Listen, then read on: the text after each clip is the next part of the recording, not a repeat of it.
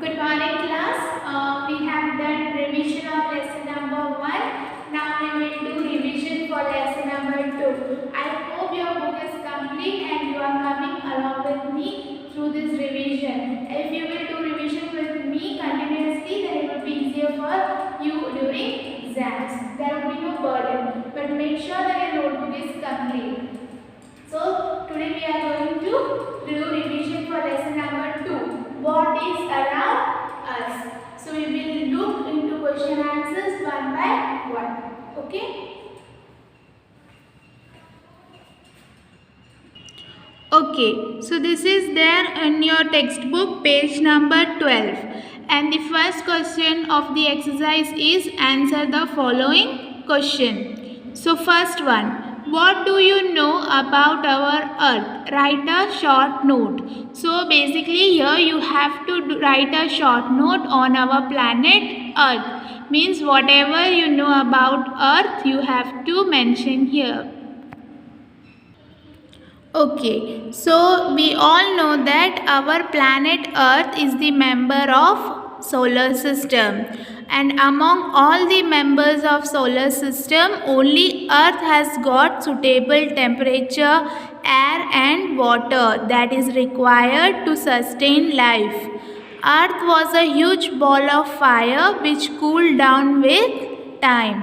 Various elements on Earth were transformed into solids, liquid, gases or life forms in the process, and they form the four major spheres on Earth, which are lithosphere, hydrosphere, atmosphere and biosphere.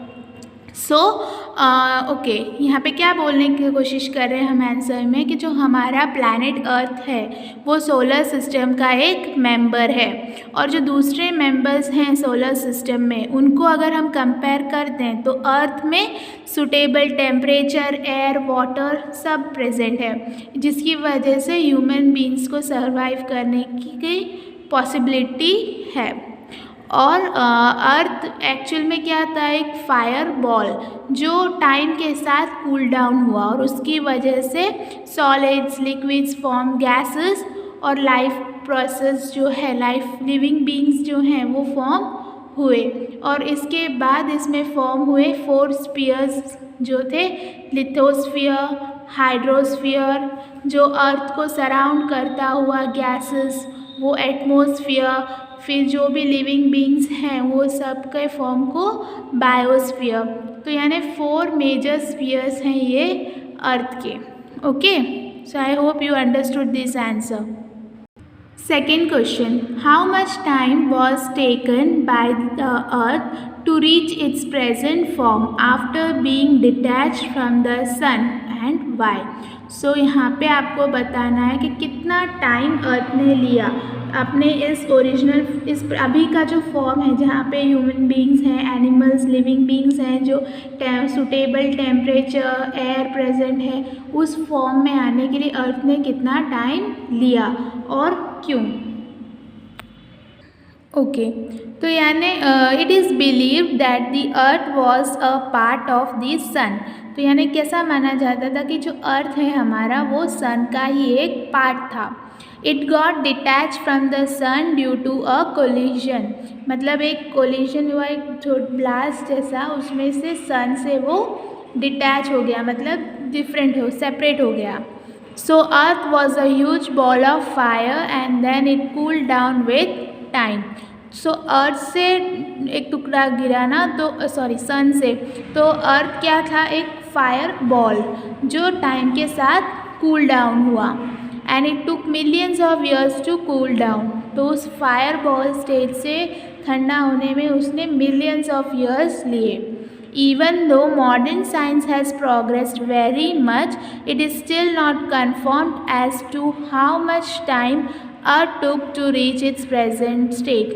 अभी का जो modern science है वो बहुत progress कर चुका है, पर फिर भी दे आर नॉट कन्फर्म कि कितना टाइम अर्थ ने अपने प्रेजेंट स्टेट में आने के लिए लिया। Okay, next question, how are the spheres of earth inter related. तो हमने बोला 4 मेजर स्पीयर्स हैं, right, lithosphere, hydrosphere, atmosphere, biosphere. अब हमें इस आंसर में मेंशन करना है कि ये चारों स्फीयर्स एक दूसरे के साथ कैसे रिलेटेड हैं, इंटर रिलेटेड कैसे हैं। Okay, all the 4 spheres on earth, that is lithosphere, hydrosphere, atmosphere and biosphere, are interrelated very closely। तो जो चारों स्फीयर्स हैं अर्थ के, वो चारों इंटर रिलेटेड हैं एक दूसरे से, और वो भी बहुत क्लोजली।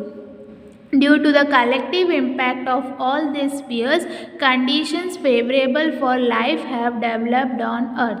तो ये चारों स्पीयर्स की हेल्प से, चारों के इम्पैक्ट साथ में जो इम्पैक्ट्स हो रहे हैं उसकी वजह से ही जो फेवरेबल कंडीशन है, लाइक टेम्परेचर, एयर प्रेजेंट होना, वाटर का प्रेजेंट होना, जो हम ह्यूमन बींग्स को यानी कोई भी लिविंग बींग्स को यानी अर्थ पर रहने के लिए फेवरेबल कंडीशन कौन प्रोवाइड करता है, ये चारों spheres. Lithosphere is useful in many veg. It is the home of Mankind. It gives space for constructing houses, obtaining fresh water and land for cultivation as well as forest। तो जो lithosphere है इसमें वो क्या है, हम Mankind के लिए बहुत सारे वेज में यूज़फुल हैं। जो घर भी है मैनकाइंड का, जो हमें घर को कंस्ट्रक्ट करने के लिए स्पेस देता है, हमें फ्रेश वाटर ऑब्टेन करने के लिए स्पेस देता है, लैंड देता है, किस लिए, एग्रीकल्चर, या फिर हमें अगर फॉरेस्ट रिसोर्सेज चाहिए तो वो सब के लिए स्पेस कौन प्रोवाइड करता है, लिथोस्फीयर। लिथोस्फीयर और हमको और क्या देता है, यूज़फुल मिनरल्स फॉर इंडस्ट्रीज भी लिथोस्फीयर से ही हमें मिलती है। Hydrosphere provides fresh water to all living organisms. सारे लिविंग ऑर्गेनिजम्स को सर्वाइव करने के लिए एक एसेंशियल चीज़ क्या है, वाटर। सो फ्रेश वाटर कौन प्रोवाइड करता है, hydrosphere. Atmosphere provides life-giving oxygen to all living organism. No life forms can survive without air and water. Okay, तो वाटर भी एक एसेंशियल है, और साथ ही हमें जीने के लिए क्या चाहिए, ऑक्सीजन। और ऑक्सीजन प्रोवाइड कौन करता है, hydrosphere. So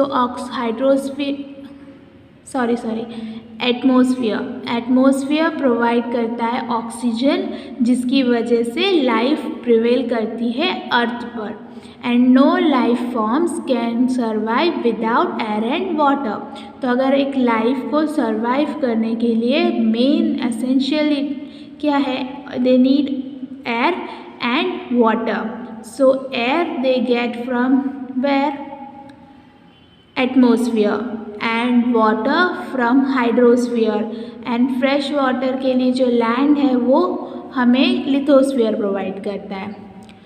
That part of lithosphere, hydrosphere and atmosphere where the living world exists is called biosphere।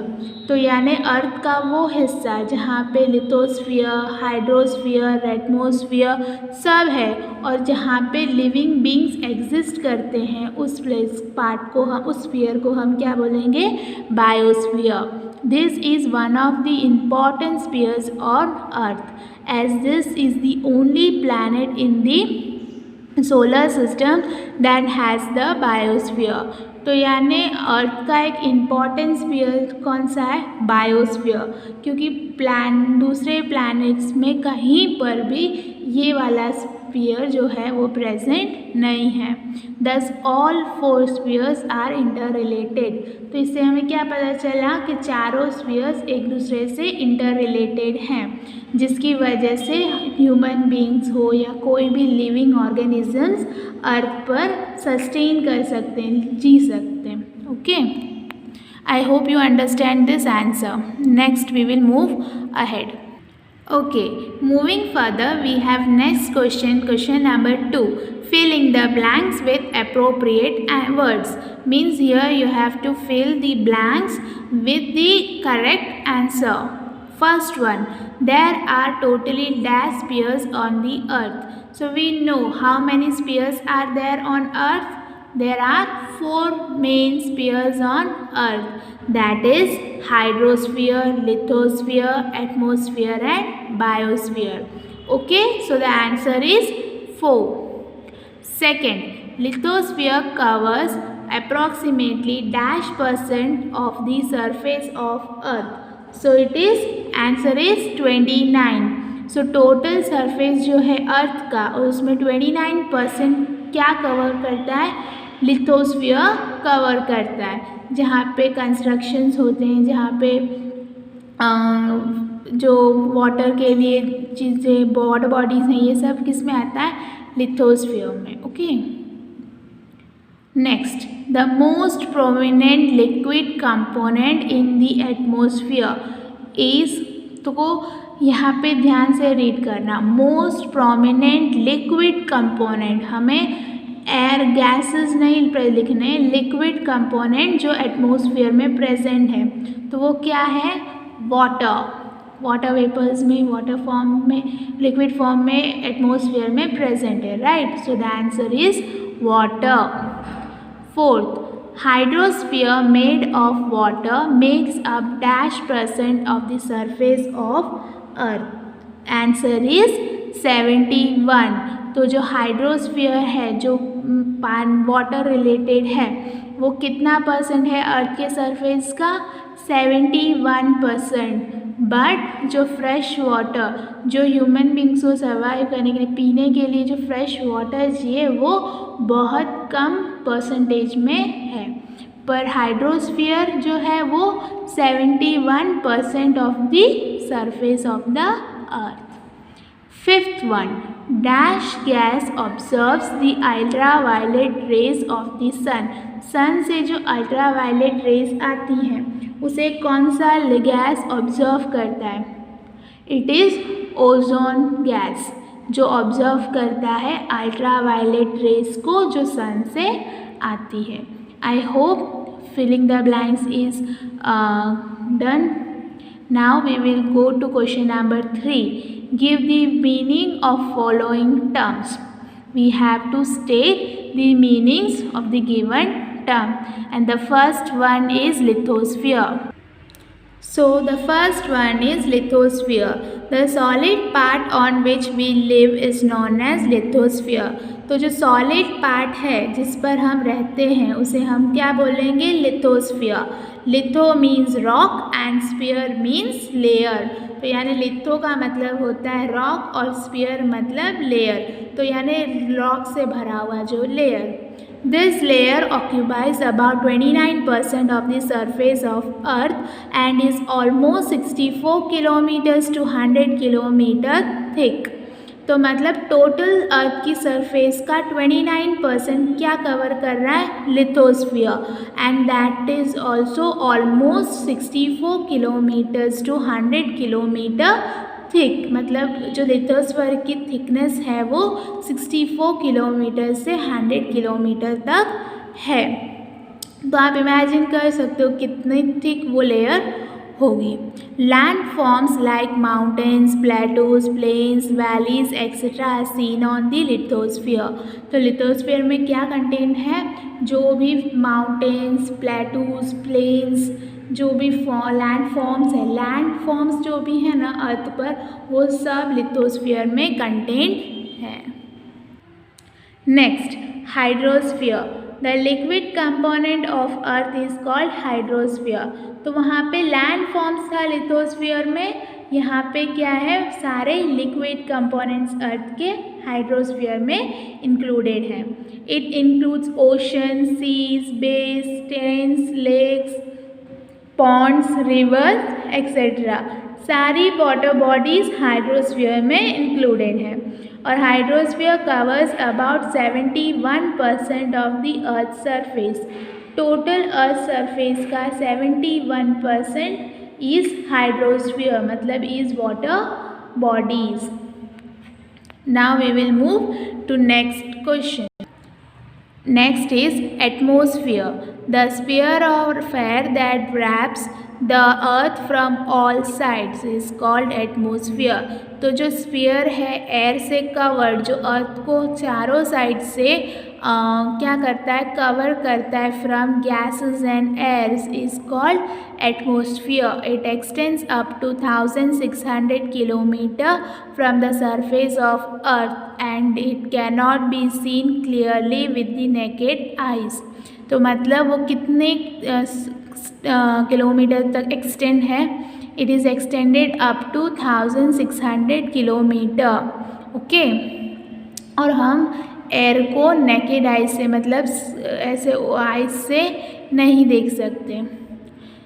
Various gases, water vapours, dust particles, smoke, salt particles, micro organisms, ये सब किस में included है, atmosphere में, और जिसे हम इजीली देख नहीं सकते because they are colourless, odourless and transparent. उसमें कोई कलर नहीं है, ना ही स्मेल है, ना ही वो मतलब नेकेड आई से दिख सकता है, वो ट्रांसपेरेंट है।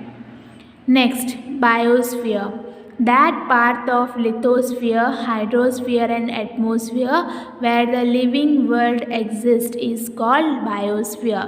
तो मतलब वो पार्ट अर्थ का जहाँ लिथोस्फीयर, हाइड्रोस्फीयर और एटमॉस्फेयर है, जहाँ पे लिविंग वर्ल्ड बींग्स जो हैं वो रहते हैं, उस सारे पार्ट को हम बायोस्फीयर बोल सकते हैं। ये एक इम्पॉर्टेंट स्फीयर्स में से एक है because no other planet in the solar system has biosphere and biosphere includes human beings, animals, vegetations and minute insects. जो छोटे इंसेक्ट्स होते हैं, जो लिविंग बीइंग्स हैं, एनिमल्स हैं, वेजिटेशंस हैं, ये सब बायोस्फीयर में इंक्लूडेड है। Next, pollution, the process wherein land, water, air, etc., which are necessary components for life, are degraded is called pollution. तो मतलब वो प्रोसेस जहाँ पे लैंड है, वाटर, एयर है, उन सब में कोई अननेसेसरी चीज़ को हम ऐड करते हैं जिसकी वजह से उसकी जो क्वालिटी है वो डिग्रेड हो जाती है, मतलब ख़राब होती जाती है, उसे हम पॉल्यूशन बोल सकते हैं। ओके, तो मतलब लैंड, वाटर, एयर, ये सब हमारे लाइफ को सस्टेन करने के लिए नेसेसरी कंपोनेंट है। कोई एयर के बिना रह सकता है? नहीं।